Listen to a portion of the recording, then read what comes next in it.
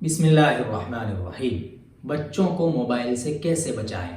اس series کی یہ چوتھی ویڈیو ہے اور اس ویڈیو کا ٹاپک اور عنوان ہے کہ اصل مسئلہ صرف موبائل نہیں بلکہ اصل مسئلہ یہ ہے کہ خالی دماغ اور خالی ذہن۔ مطلب اس کا یہ ہے کہ اکثر پیرنٹس اور ماں باپ کیا سمجھتے ہیں کہ بچے سے موبائل چھین لیا یہ کافی ہے، حالانکہ ایسا نہیں ہے،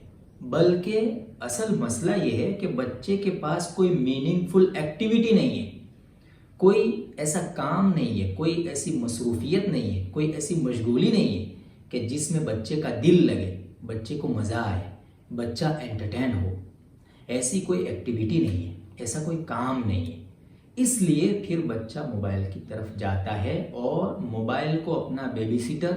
اور موبائل کو اپنے دل کا سکون اور موبائل کو اپنی پریشانیوں کا حل سمجھ لیتا ہے۔ تو ہمیں کیا کرنا ہے، 4 چیزیں ہم اس ویڈیو میں ذکر کریں گے،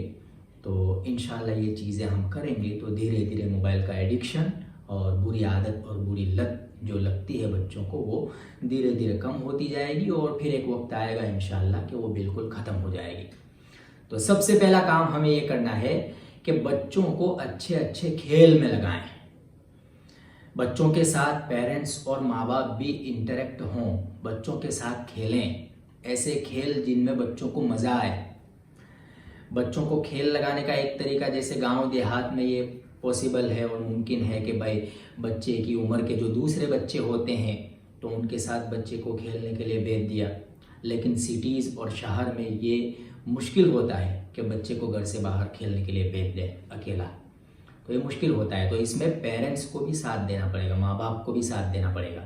کہ ماں باپ بھی بچے کے ساتھ اگر باہر کھیلنے کے لیے لے جا سکتے ہیں تو باہر لے جائیں، اور اگر باہر پاسبل نہیں ہے، ممکن نہیں ہے یا اتنا وقت نہیں ہے تو پھر گھر میں ہی بچے کے ساتھ کھیلیں۔ ٹوائز جو بچے کے ہوتے ہیں اس سے کھیل سکتے ہیں ماں باپ۔ بچے کی دلچسپی پیدا کریں کھیل میں، تو پھر ایک وقت آئے گا کہ بچہ خود بخود کھیلتا ہو جائے گا۔ دوسری چیز ہے کہ بچے کو اچھی اچھی کتابیں پڑھائیں۔ بچہ اس عمر کا ہے کہ وہ کتابیں پڑھ سکتا ہے، اور اگر کتابیں نہیں پڑھ سکتا ہے، ابھی بہت چھوٹا ہے، تو تصاویر وغیرہ جو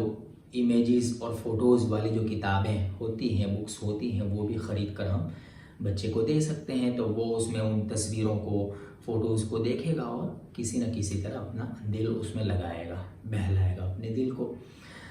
اس میں ایک طریقہ یہ بھی ہے کہ ماں باپ بھی بچے کے ساتھ کبھی کتاب پڑھیں،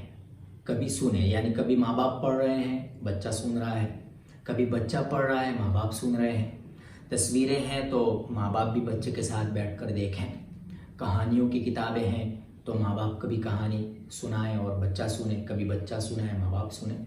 تو اس طرح ہم بکس اور کتابوں کی دلچسپی بچوں میں پیدا کریں، اور جب وہ دلچسپی پیدا ہو جائے گی تو پھر ماں باپ کی بھی ضرورت نہیں پڑے گی، بچہ خود بخود ہی پڑھ لے گا۔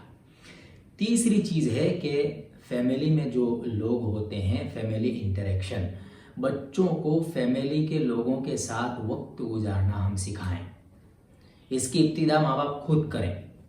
ماں کچن میں کام کر رہی ہے تو بچے کو چھوٹے چھوٹے ایسے کام سونپے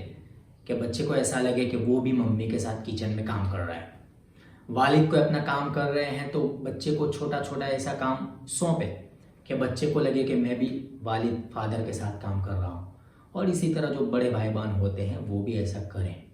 تو بچہ کرتا ہے، اس کے لیول کا جو کام ہوتا ہے اس کو آپ سونپے، جیسے کچن میں آپ کام کر رہے ہیں تو بچے سے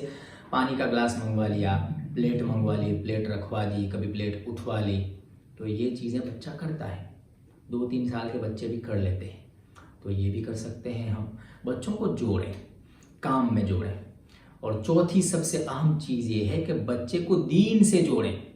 اب اتنی چھوٹی عمر میں ہم بچے کو کوئی بہت بڑا ولی اللہ، بہت بڑا شیخ، بہت بڑا مولانا یہ تو نہیں بنانا ہے، لیکن اس کے لیول کا جو دین ہوتا ہے اس میں جوڑیں ہم اس کو۔